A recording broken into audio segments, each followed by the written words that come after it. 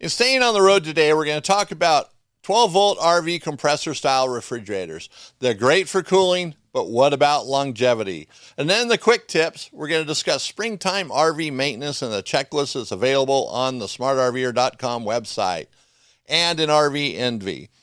When your RV awning tears, do you use awning repair tape, duct tape, Gorilla tape, or do you replace the fabric? I'm Eric Stark. Welcome to the Smart RVer Podcast.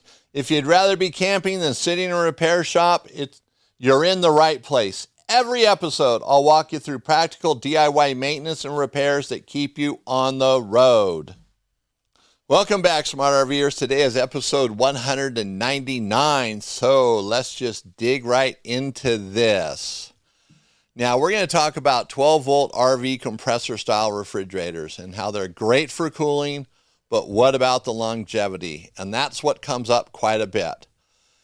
And what we're talking about, though, is 12-volt compressor-style refrigerators. So we're not talking about gas at 110, gas 110 and 12-volt, the absorption-style refrigerators. We're not talking about 110-volt compressor-style refrigerators, although some of the application might apply here. We are talking about buying a new RV and it has a 12-volt compressor-style refrigerator in it, or you're upgrading from a 12-volt one that has failed to a new one, or gas absorption to 12-volt. And there's a process for each one of these. Some of it's very similar, some of it's quite different. So I want to make sure that we're on the same page on that. No confusion here. It's 12-volt compressor-style RV refrigerators. So these brands like Dometic, Furrion, Norcold, and now General Electric, they've become very common in RVs, and I understand why. They cool down very quickly, they work very well, they're quiet. Well, gas ones are quiet too. And they fit in the direction the way RVs are going today into that whole electronic scene, which is okay. You know, that's the way they're going, so this fits right in. But I do want to throw this out in the beginning, and I'll probably say it again later. If you have a 12-volt style compressor refrigerator, you're going to need solar panels to keep the batteries charged if you're going off-grid camping.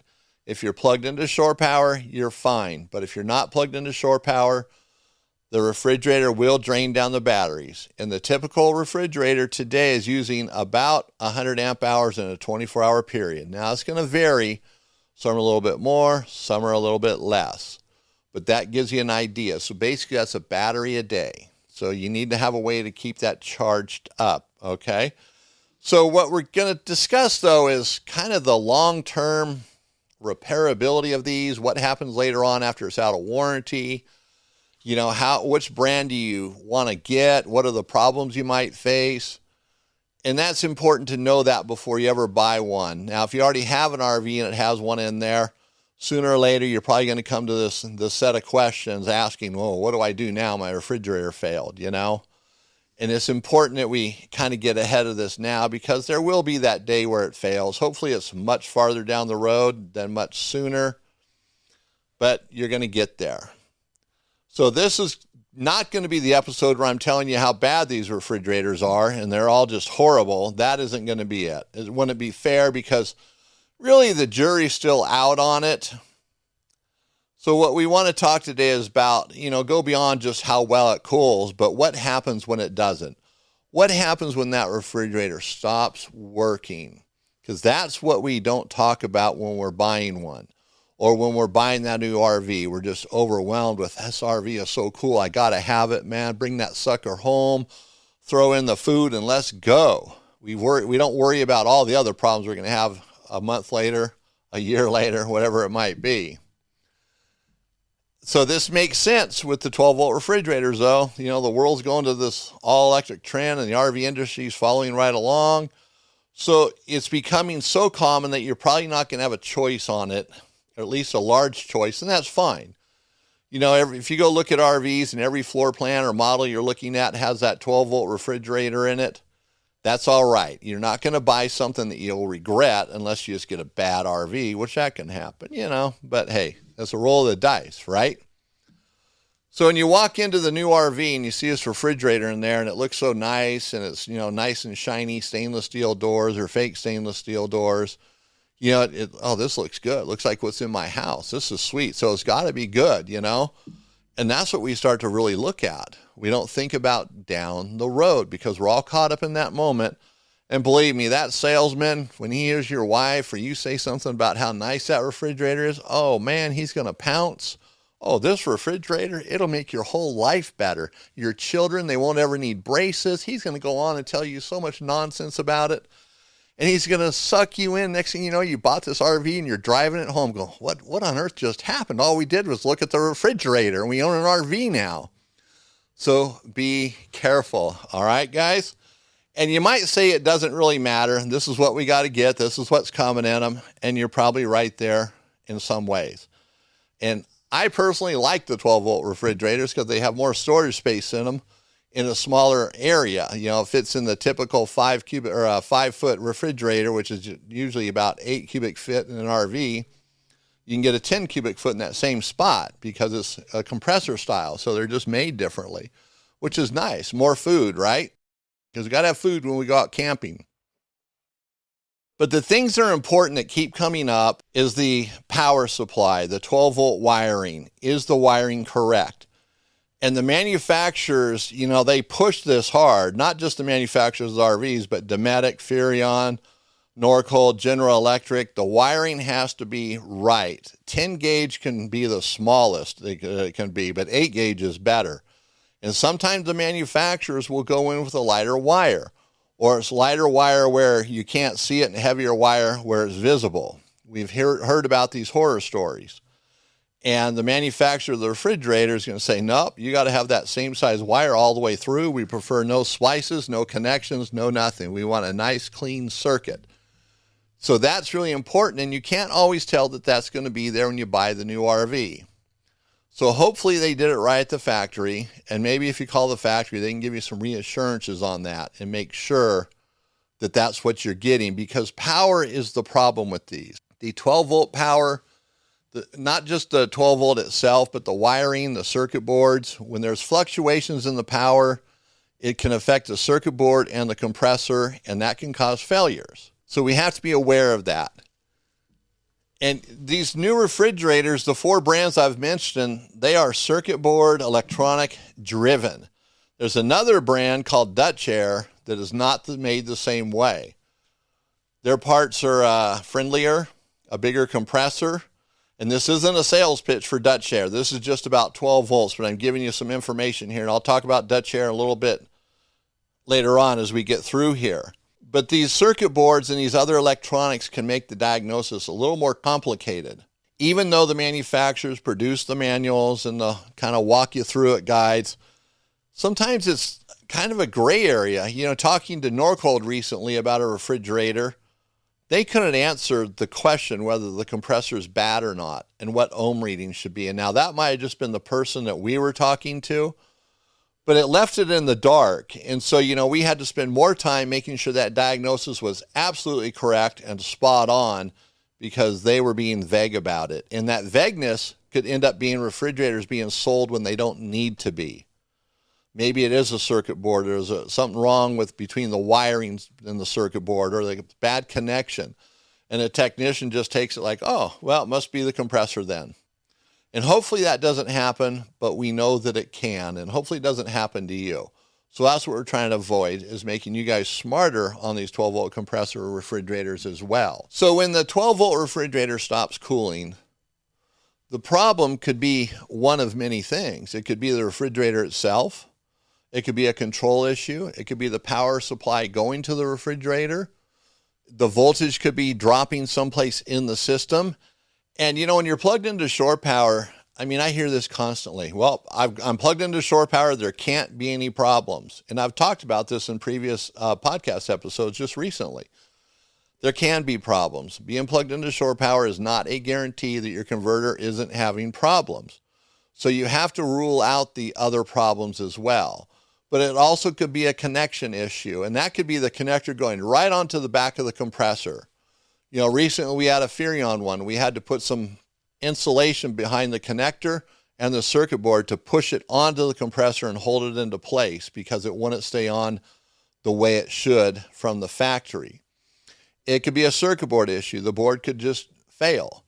And these brands of refrigerators, the four, Dometic, Norcold, General Electric, and Furrion, their compressor and circuit boards all look identical. They say they're not, but they certainly look the same.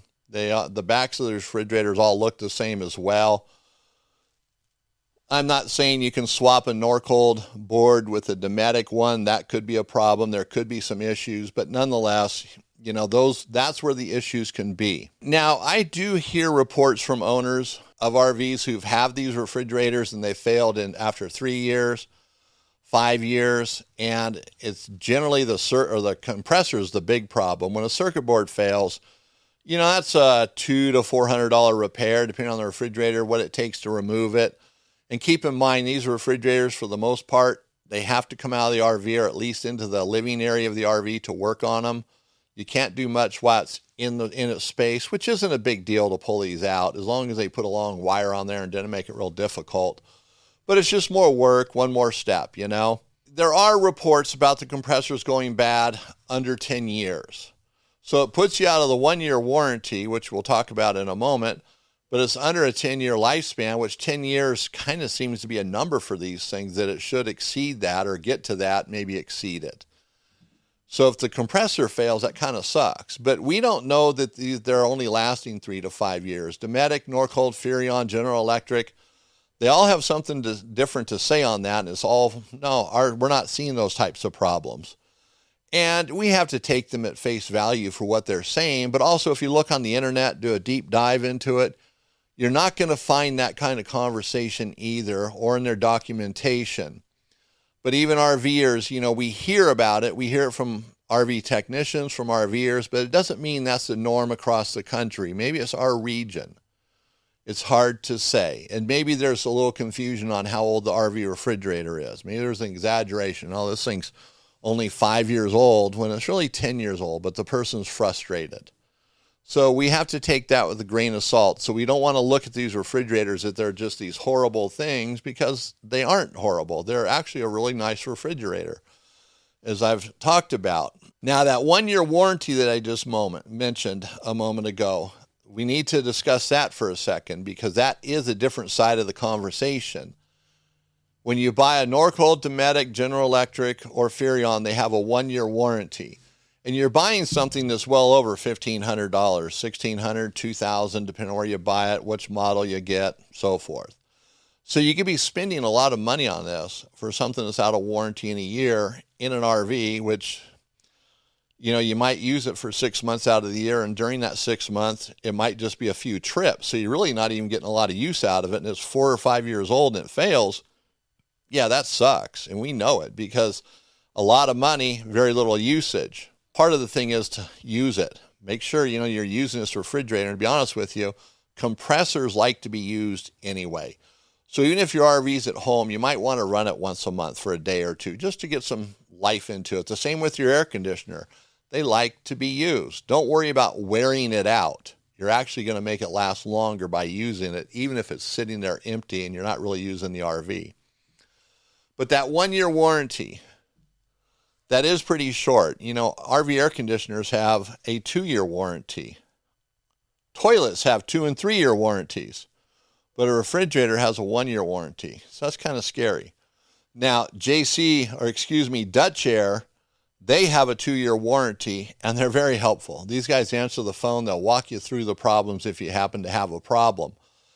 Super friendly. And their compressors are bigger, so it makes them better. They work less. They don't have to work as hard to cool down your RV, or the refrigerator. So that's good. And now, it doesn't mean that a Dutch Air refrigerator won't have problems. Anything can have problems when there's electronics involved.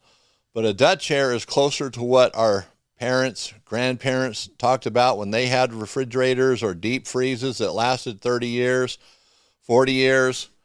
That's what we're talking about here with the Dutch Air. You're going to get a long life out of it. And 10 years for a Dometic, or, the top 4, the main 4 in the RV industry, 10 years would probably be okay. Probably be okay. But when you think about how little you used it during that 10 years, it doesn't sound so good. but that just might be what it is. So if you have your RV for 10 years, and you get 10 years out of it, hey, you've done good. If you get 12, awesome. That 10-year mark, I don't know where that comes from, but it seems to be out there. When you're buying a refrigerator, upgrading from your gas electric or your 12-volt compressor, it failed, or you're buying a new RV, knowing this information is going to help you get into it before there's any surprises. You're going to know what to expect. And it doesn't mean you should go out on every trip, on pins and needles. Is it going to work? Is it going to work this time? Is it going to work? But having some knowledge about it, what makes it work, is very important. And most of the manufacturers, they have pretty good documentation that can help you. So if you are out camping, what to do if your refrigerator stops working, or maybe when you get there, you go to turn it on, nothing happens. You can do a hard reset on them, and there's instructions that walk you through it. It'll take, a half an hour to do probably, but it might solve your problem. It clears out the circuit board and gets everything back on track. And it's kind of a pain to do, but it's not impossible to do, especially for a do-it-yourselfer. Even if you're not a good do-it-yourselfer, you can still do this. It's pretty easy. So that is good information to know, knowing where the fuse is on it. Is there a fuse behind it? Is it in front where it's accessible? Maybe even taking the refrigerator out one day. Yeah, I know it sounds pretty crazy, right? But pulling it out from its space, have someone help you and set it on the floor of the RV. See how long the wire is. Make sure it's going to be long enough to set it out there. Make sure the connections are good. Just do a little preemptive, repair here. If the connections are weak, redo them. Maybe the crimps aren't good, and sometimes that happens as well. So you can kind of check some things and get familiar with it. And they're not hard to take out. It's just, 4, 6, 8 screws, depending on the model. They're really not that difficult, and they weigh about 100 pounds. If it's, a double door, top on bottom. So that gives you an idea of the simplicity in some ways about these, but also gives you an idea what to look for when it comes to maintaining it and so forth. All right, so, you get some basic understanding of how it works, how the warranties work, what to look for, what not to look for, I guess. But the questions you need to ask, how is this going to perform down the road for you? Is it going to fill the needs you need? If, a gas refrigerator is what you want and that really fits your RVing style, then that's what you want. They're still available. But if the 12-volt fits your RV lifestyle, you're dry camping, you need that off-grid support, and you really want the space for the extra food, you want something that's going to cool down better, faster, and work better in the hotter temperatures, then the 12-volt refrigerator is the way to go. So when you're buying one, ask about the warranty. Ask how it would be how it could be repaired. Does it have to go to a dealership? Is it do-it-yourself friendly, which I'm telling you they are right now, so you probably don't need to ask that question. Learn about the refrigerator you're going to buy. You can get a schematic on it. You can see how the circuit board works. There's a fan on the back of them. If that fan stops working, generally that'll be the problem if the refrigerator isn't working. So there's some basic little things that you can figure out on your own before you ever have to take it to a dealership. And remember, a refrigerator, when it fails, it's not just the cost of the repair. If you're out camping and your RV or the refrigerator is filled with food, you could have $200 or $300 worth of food. Well, today with everything going, it might be $10,000 worth of food. Who knows? It can be a lot of money that you end up just having to throw away. So being able to diagnose it yourself can make a big difference, especially if you're out on the road. You can save the trip by fixing the refrigerator. Or you might realize that, hey, we can't save the refrigerator right now. Let's just pack it in and go home, or we need to get this part, whatever you do. So think about it that way. And there's a lot to think about buying a refrigerator, whether it's a 12-volt one or a gas and electric, because it's a big expense. But when you ask some questions up front, you go into it with your eyes open, you're going to have a better experience overall. And now sometimes I get asked, what refrigerator would I want? What would I recommend? I like the Dutch Air refrigerators right now because they're simple electronics in them. They're easier to repair. They're going to be less expensive to repair. They just don't have all the fancy stuff that the other 4 brand have. They're simpler, but they're a nice looking refrigerator. And for most people, you'll never know the difference. It's going in your RV. Who cares if it has little extra lights on it that tell you what this is doing or what that's doing? It works or it doesn't, right? And there's basic checks you can do to figure out what it actually needs. So I hope this helps you think through the issues of buying a 12-volt refrigerator or buying an RV with one, just looking at it differently. Not just how cool it is now when you're looking at it, oh, awesome, but down the road, how to repair it, what you might need, and just know so you're prepared as you go into this. Remember, it's an RV, so there's always going to be some problems, but it's how you're able to deal with them that makes a difference. So if you have a 12-volt refrigerator, I'd like to know what brand you have. How has it performed? Has it been trouble-free? Or have you had any repair issues? So these real-world experiences help all of us learn more about the refrigerators. All right, let's go on to quick tips and talk about the springtime RV maintenance checklist that's available on the smartrver.com website. Now, if you go to the website, right on the home page, you scroll down and there's this checklist. You click on the link, this awesome image of an RV, a guy standing there with his checklist going through it. And it's springtime. Now is the time to do this. You know, some of these items you want to check throughout the season, but start off right so you're not get to your first campsite and wow, look at all these problems we got, right? And I forgot to check that. I didn't check this. So start on the roof. Check the roof and all the seals up there. Then go down the outside of the RV and check the exterior seals. And, you know, you don't have to get into some detailed process here. Eyeball it. What do you got going on the roof? Generally, it's pretty obvious when there's problems. And if you've been maintaining your roof, you're going to be even more in tune with it. So keep it simple. Don't get too carried away. And then if you have a rubber roof, remember, lap sealant's your friend. That's how you're going to repair it unless you have something like a broken vent lid or air conditioning gasket that's bad. But check it all out. Make sure you don't have any problems there. And look at the inside, too. If your RV's been sitting in cold, wet climate, you go inside, that's going to give you a little bit of a clue on if you've had any roof leaks or not. And now check your tires and the suspension on the RV, whether it's a trailer or motorhome, doesn't matter. Just, look at your tires. On a trailer, your life of the tires is very important. Motorhomes are as well, but you don't want to exceed that 5-year lifespan of a trailer tire. You can try it, but generally it ends up not being good with a blowout on the road. So look at them. Make sure there's not sun checks, no tread separation, which is pretty common. Make sure there's nothing broken in the suspension, a bolt missing, things starting to wear out. So just give it a nice little inspection. So you're going to have to get underneath the RV or on the side, crawl underneath there and take a look. And get on the ground to look at the tires too. I know there's some people that just kind of look at the sidewall. You got to get on there. Look at that tread. It's going to say a lot different than the sidewall will in most cases. And don't forget about your battery. You've had it stored all winter time, so you want to make sure it's charged up and it's going to hold a charge before you ever go on that first trip. And of course, you're going to be de-winterizing as well. So make sure the plumbing and the water system is good. There's no leaks after you de-winterize, which we've gone through that on our podcast, and I think even a YouTube video, we've talked about this. So you want to get all that antifreeze out of there, get water in the system, and check for leaks throughout the RV and make sure there's no plumbing leaks whatsoever.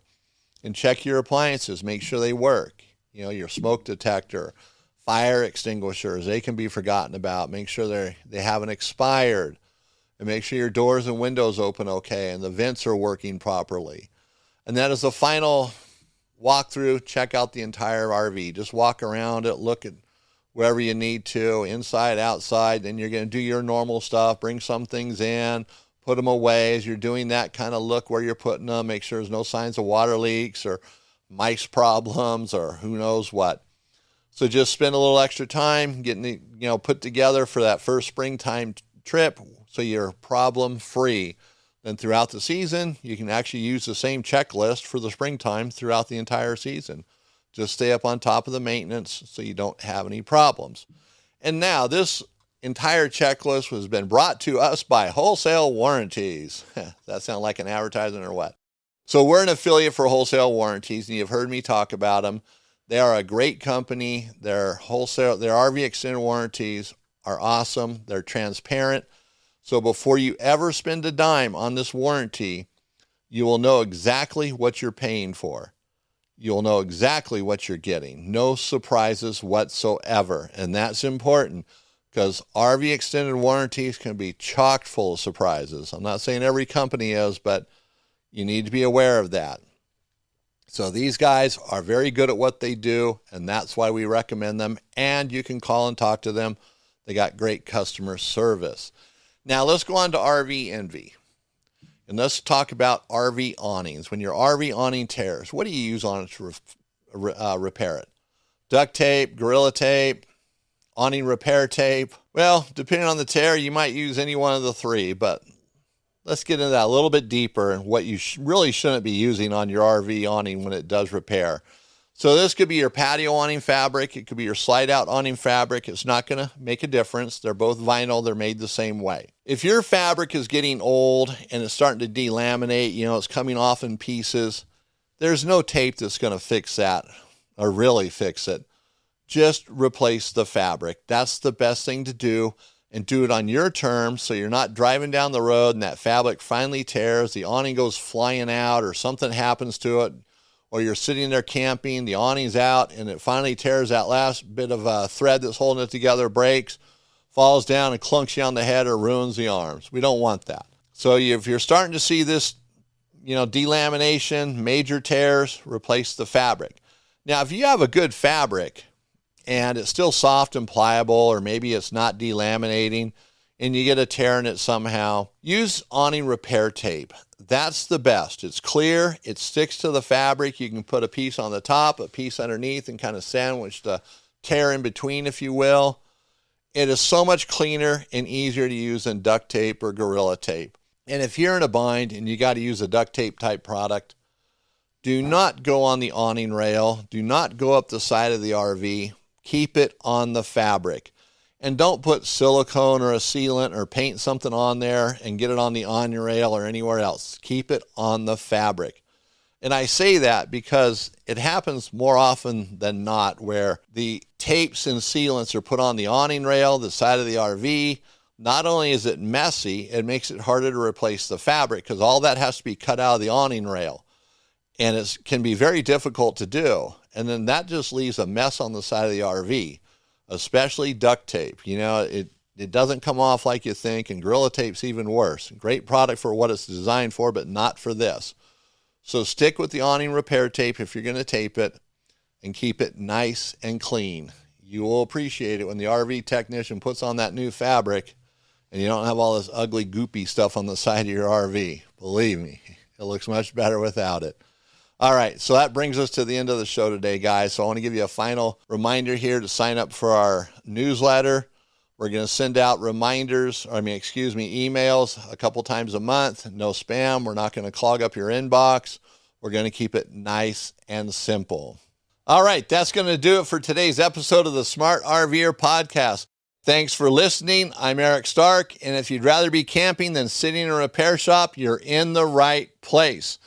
Until next time, take care of the little things and enjoy the trip.